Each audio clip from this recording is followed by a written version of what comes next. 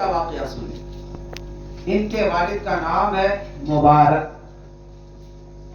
بہت غریب, بہت ہی غریب, اتنے غریب کہ ان کے پاس کام کرنے کے لیے کوئی کام نہ تھا, بلکہ ایک گھر میں نوکری کرتے تھے, جھاڑو پوچھا برتن کا کام کیا کرتے تھے. اپنے وقت کے جج, نام ہے نوح, اور ان کی اہلیہ کا انتقال ہو چکا. ان کے گھر میں ایک بیٹی جن کا نام فاطمہ ہے. کہہ دیجیے سبحان اللہ. باپ کا نام نوح, بیٹی کا نام فاطمہ, اور نوکر کا نام مبارک. تقریباً 15 سال تک اس نے نوکری کی.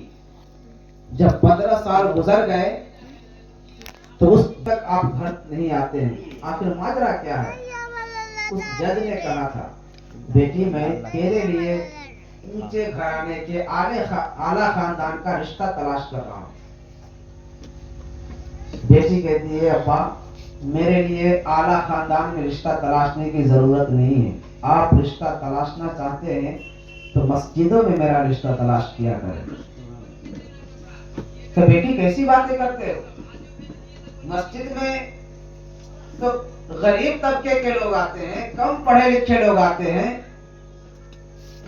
تم میری بیٹی ہو, ایک جج کی بیٹی ہو, ایک غریب طبقے سے شادی کرو گی؟ بیٹی کی آواز سنیے. بیٹی کہتی ہے, ابا جان, جو انسان خدا کا حق ادا نہیں کر سکتا وہ میرا کیا حق ادا کر پائے گا؟ سبحان اللہ. کہا ٹھیک ہے. اس کے بعد فاطمہ کہتی ہے, اے ابا آپ مسجد میں بھی نہ جائیں, آپ میرے گھر میں ہی رشتہ تلاش کیجیے. کہا گھر میں تو کوئی انسان نہیں ہے, ایک تم ہو, ایک میں ہوں, اور ایک نوکر ہے. کہا ہاں, اس نوکر کو آپ آزاد کر دیجئے, اس کے بعد اس سے میرا نکاح پڑھا دیجئے. باپ جب اس نوکر سے اپنے بیٹی کی شادی کی بات سنتا ہے تو غصے سے لال پیلا ہو جاتا ہے. بیٹی فاطمہ کیسی باتیں کر رہی ہو؟ میں اپنے گھر کے نوکر سے تمہارا نکاح پڑھاؤں؟ کیا تمہارا دماغ خراب ہو گیا ہے؟ حضرات محترم, بیٹی کہتی ہے, اے ابا جان, اس میں غصہ کرنے کی بات نہیں ہے. 15 سال سے ہمارے گھر میں نوکری کر رہا ہے. میں نے غور کیا ہے, میں نے دیکھا ہے کہ آج تک یہ مبارک میری طرف اپنی نظر اٹھا کر کے نہیں دیکھا ہے. اور ہاں, یہیں تک کی بات نہیں ہے, رات میں ہم اور آپ سو جاتے ہیں لیکن اس مبارک کے گھر سے قرآن کی تلاوت کی آواز آیا کرتی ہے. ان کے گھر کے در و دیوار حضور پر درود پڑھا کرتے ہیں. اے ابا, جب میں نکاح کرنا چاہتی ہوں تو کوئی اور لڑکا سے نہیں, اسی مبارک سے میں نکاح کرنا چاہتی ہوں. اس کے والد نوح نے اس شرط پر اس کو آزاد کیا کہ تجھے میری بیٹی سے نکاح کرنا ہوگا. آزاد کیا, نکاح پڑھایا گیا. نکاح کرنے کے بعد وہ مبارک اپنی دلہن فاطمہ کو لے کر اپنے گھر چلے جاتے ہیں. رات کا وقت ہوا, عشاء کا وقت ہوا, اذان ہوئی. 1 لوٹا پانی دلہن کو دے دیا گیا. اے فاطمہ, وضو کر کے تم بھی عشاء کی نماز پڑھ لو اور میں بھی مسجد سے عشاء کی نماز پڑھ کے آتا ہوں.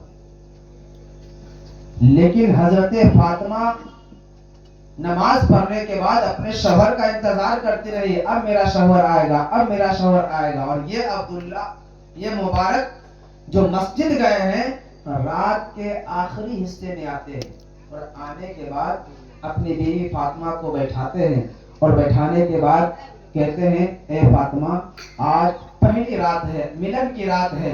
ساری دنیا پہلی رات کا انتظار کرتی ہے. آؤ مل کر کے پہلی رات حضور کی باتیں کیا کریں. پوری رات حضور کی نعت میں اور پوری رات حضور کی یادوں میں گزارتے ہیں, حضور کی باتوں میں گزارتے ہیں. اس کے بعد دوسرا دن آیا. دوسرا دن جب آیا تو دوسرا دن بھی یہی حال ہوا. تیسرا دن آیا, یہی حال ہوا, یہاں تک کہ کل 10 دن گزر گئے. جب 10 دن گزر گئے تو فاطمہ نے اپنے باپ کو ایک خط لکھا. اے ابا جان میرا فیصلہ غلط تھا, آپ کا فیصلہ صحیح تھا. میں تو مبارک کو نیک سمجھ رہی تھی, پرہیزگار سمجھ رہی تھی, متقی سمجھ رہی تھی, لیکن یہاں تو اب یہ مبارک ایسا ہے جو مجھ سے پیار کی باتیں نہیں کرتا, محبت کی باتیں نہیں کرتا, آپس میں ایک دوسرے کو سمجھنے کی باتیں نہیں کرتا. وہ جج صاحب اپنے بیٹی اور داماد کے گھر آتا ہے اور مبارک کو ڈانٹتے ہوئے کڑک آواز میں پوچھتا ہے, اے مبارک میں تجھے اپنے گھر کا نوکر سمجھ رہا تھا, یہ تو میری بیٹی کی ضد تھی کہ میں نے تمہارا نکاح اس سے کر دیا, لیکن اب اس نے کیا ظلم کیا ہے جو تم اسے سزا دے رہے ہو؟ نہیں ہوتا ہے تو اسے ابھی کے ابھی اسے طلاق دے دو, میں اپنی بیٹی کی شادی کہیں اونچے اور اعلی خاندان میں کرنا چاہتی ہوں. حضرات محترم جب ساری باتیں ہو گئی تو یہ مبارک کہتا ہے مجھے بھی بولنے کا موقع دیا جائے. اس کے بعد مبارک کھڑے ہوتے ہیں, کھڑے ہونے کے بعد کہتے ہیں آپ میرے سسر جان ہیں, فاطمہ کے والد صاحب ہیں, لیکن میری ایک بات سن لیں, آپ جو کماتے ہیں اور جو کما کر کے گھر میں کھانے پینے کی چیز لاتے ہیں تو کیا یہ حلال کا روپیہ اور پیسہ ہوتا ہے؟ نوح کہتے ہیں کہ یہ ساری باتیں یہاں پر کرنے کی کیا ضرورت ہے؟ اس مبارک نے کہا اس کیس کا تعلق اسی فائل سے ہے.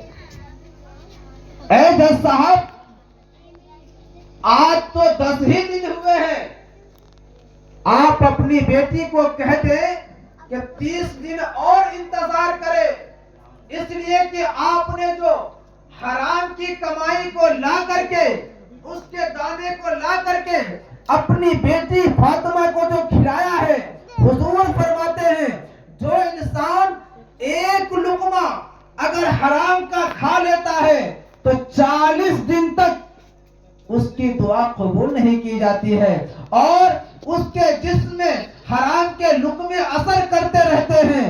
میں نہیں چاہتا اے سسر مبارک, میں نہیں چاہتا کہ میرے گھر میں کوئی اولاد ہو تو وہ حرام خور بن کر کے پیدا ہو.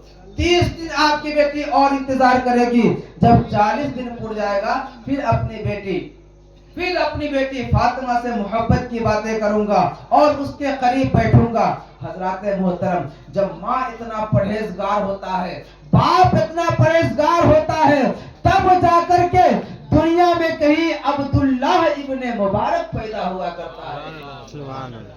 تو ماں جب اس قدر پرہیزگار ہوتی ہے, باپ اس قدر پرہیزگار ہوتا ہے, ان کے شکم سے دنیا میں آنے والا بچہ عبداللہ ابن مبارک پیدا ہوتا ہے, جو حج کرنے سے ارادے سے گئے تھے لیکن غریب کو روپیہ پیسہ دے کر واپس چلے آئے, اور اللہ تبارک و تعالی ان کے نام کا فرشتہ بھی پیدا فرما دیا, اور قیامت تلک وہ فرشتے حج کرتے رہیں گے اور قیامت تلک حضرت عبداللہ کو اس کا ثواب ملتا رہے گا.